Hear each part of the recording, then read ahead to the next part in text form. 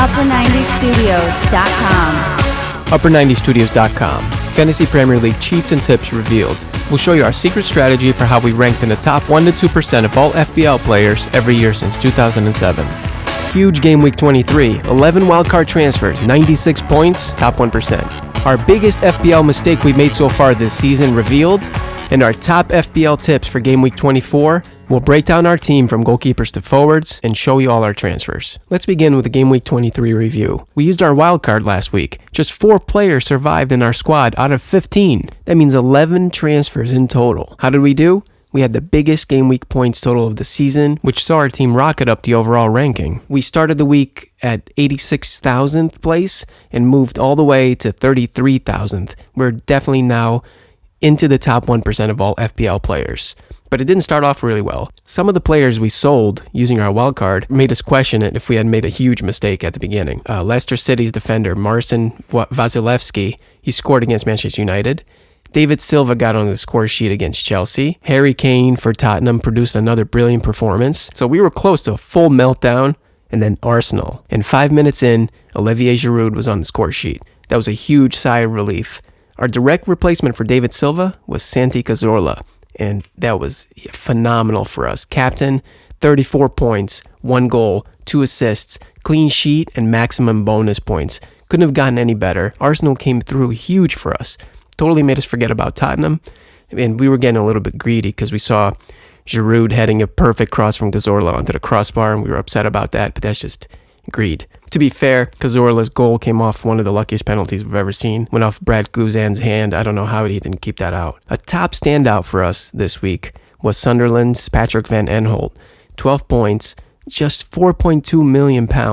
He earned another clean sheet, provided an assist, and collected all 3 bonus points. Just a few days ago, his cross against Fulham in the FA Cup midweek was fumbled in for an own goal, and that was the catalyst for Sunderland. They went back. They were down 1-0 against Fulham. They came back and won 3-1. Let's move on. Top performers for Game Week 23 for us were Raheem Sterling, who we swapped out Downing for Sterling. Sterling brought in 10 points. Next up for Downing, he's facing Manchester United, Southampton, Spurs, Chelsea, and Arsenal. We're expecting his value to collapse significantly in this time period. So keep an eye out for Downing. He's one of the red flags for us. Another player who did very well Game Week 23 was Hazard, who in the absence of Fabregas, he's now our main Chelsea player.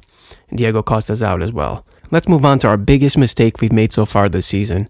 And we make a few. We're not perfect. Our biggest mistake that we made so far this season, just a few days ago when we made our transfers for this week for Game Week 24, and it involves Alexis Sanchez. Since we sold him, his value has dropped from $11.5 million to $11.3 million, which is great. If we buy him back, it won't be at a much higher price than what we sold him for.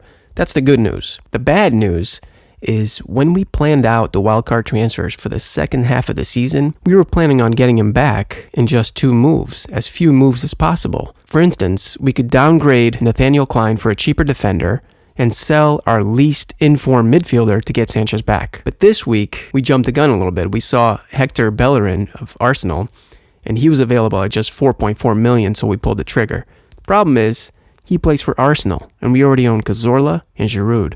So now, if we decide to get Sanchez back, we're going to have to make 3 moves instead of 2 because we have too many Arsenal players. When we saw him available at just $4.4 million, playing for Arsenal, had just scored a goal. Arsenal is playing very well at the moment, so we made the move. Another concern, which may resolve itself if Sanchez remains sidelined against Tottenham, is that even if we sell Bellerin plus an expensive midfielder, it might not give us enough funds because Bellerin's price is so low. Fingers crossed on this one. Maybe we got a little bit cocky with the 96 points. Might have gotten a little bit carried away, but you never know. Then again, Sanchez's value has already dropped 0.2 in just a week. Who knows if he's going to drop anymore? So maybe it was the right move. We stay away from Sanchez. So we'll actually mention our transfers out now. Transfers out are Burnley's George Boyd, who's I think $4.7 million, and Southampton's Nathaniel Klein. A little bit later, we'll talk about why we got rid of those 2 players. Transfers in are Jonathan Walters and Arsenal's Hector Bellerin, which we just mentioned. As we said on last week's Wildcard podcast, Arsenal are hitting top form at the perfect time. But form goes out the window with derbies, and Tottenham is up next. So even though we bought Bellerin, there's a chance we're going to keep him on the bench against Spurs because these games are so unpredictable. It's a huge gamble on our part. we're taking a 4-point deduction on 2 potential bench players. What we're doing is we're looking at it in the long term. It's a long-term strategy, and we're also looking at increasing the team value because since we use our wild card, our team value dropped from 109.3 million to 107.4 million. That's a huge drop. We love having our team value high. It's a huge part of our strategy. Now it's already back up to 108.0 million, but we want to make it even higher because that's a huge part of our strategy. We use our team value in the second half of the season. It's what sets us apart. Other teams can afford the players that we can afford. We can feature a forward line of Diego Costa, Sergio Aguero, Wayne Rooney, while still having strong enough midfielders and defenders, and it's how we finished in the top 1% to 2% since 2007. Let's break down our Gameweek 24 team position by position, starting at the back, starting with the goalkeepers. It's actually a tough one because we have to choose between Newcastle's Tim Krul at home versus Stoke or Sunderland's Costel Pantilimon away at Swansea. Which team is in better form? Well, actually all 4 teams are coming off big wins last week. Swansea beat 4th place Southampton. I watched that game, and Swansea beat them even without Bonnie, who just got transferred to Manchester City, and Sigurdsson, who's out through suspension. Stoke scored 3 goals in their win against QPR. Harry Redknapp resigned. Should we pick our goalkeeper based on form? Actually, both of our goalkeepers kept clean sheets last week, so this one's going to go all the way until the deadline before we push the confirm button. Now, if you already subscribe to our emails, you know we don't like to flood your inbox with a ton of emails. We're only emailing you the very best information. All those other little tidbits of information, like starting lineups, injuries, suspensions, Champions League updates, which are coming up real soon. We post all that information on Twitter. Let's move on to defenders. By far, the biggest shock of the week was Southampton and Ryan Bertrand, who was set to earn 9 points with a clean sheet and possibly 3 bonus points. Turns out he gets a red card and -1 point late in the game. Now he's going to serve a 3-match ban, which isn't going to help his teammate Nathaniel Klein. That's why we sold him. His chances of keeping clean sheets are lower now. Our other 2 defenders are Chelsea's John Terry, who's always a solid defender throughout the year. He is always going to start every game. He's captain. He's going to face Aston Villa away because they never score. And also Andre Wisdom, who's West Brom's defender. They're facing Burnley away. In terms of home versus away fixtures, at least 9 of our players are playing away from home this week. In midfield, we sold Burnley's George Boyd. We brought him in with our wild card. We're not going to hit every single one out of the park. He was probably one of the ones that, now looking back, he only played 60 minutes in the last game. And looking at Burnley's upcoming fixture list, I don't know, it wasn't good enough. And we swapped him out for Stoke's hat-trick hero, Jonathan Walters.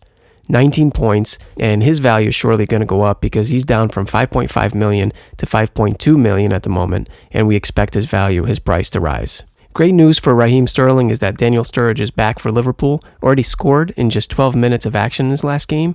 This means that Sterling now has more freedom to run at defenders. Instead of playing with his back to goal, he was never a forward. He's more of a player that likes to run at players. So we're predicting Sterling now, with more freedom, less attention from defenders, we expect him to jump right up the FPL charts. Another midfielder we took a huge gamble on with our wild card, he was a huge risk and it paid off a little bit because he got an assist last game, is Angel Di Maria, Manchester United, coming in with just 7 points since the end of November up until last game. Di Maria is coming back into form, as is Manchester United. Good news for FPL managers who own both Di Maria and Wayne Rooney, as they're both back on corner kick duty. No more Phil Jones taking corner kicks and set pieces, which was one of the most ridiculous things we've seen, a center back for Manchester United taking corner kicks. Wayne Rooney should have actually had a few assists in his last BPL game against Leicester City. We're sticking with Rooney. His corner flicked right off of Daley Blind's head, I believe it was 3-0, and then he sent Di Maria clean through on a few occasions, and Rooney's desperate for a goal, and at any moment we can see it coming. He's pushing to score. He's pushing up higher. He has a little bit more freedom now. Our other forward, Sergio Aguero. He was the obvious replacement for Diego Costa, and he rewarded us right away with an assist against Chelsea. He's a strong shout for captain also because he's one of the few players that we have on our team this week who's playing at home. Man City plays relegation threat in Hull City. Our bench is looking much better than last week. It's actually the best it's looked all season. We have hat-trick hero Jonathan Walters, Arsenal's Hector Bellerin. The only question mark on our entire squad is the cheapest player, 3.9 million, West Brom's Chris Baird, who didn't feature in the last match. So we're keeping an eye out for any bargain defenders. If you miss out on any of our transfers with our blog or podcast, be sure to check us out and follow us on Twitter. If you want to stay ahead of your FPL competitors, don't forget to subscribe to our email list at the top right of our page, upper90studios.com. We'll send you our weekly team prediction and best FPL tips, which you can use to tweak your own team. See you soon.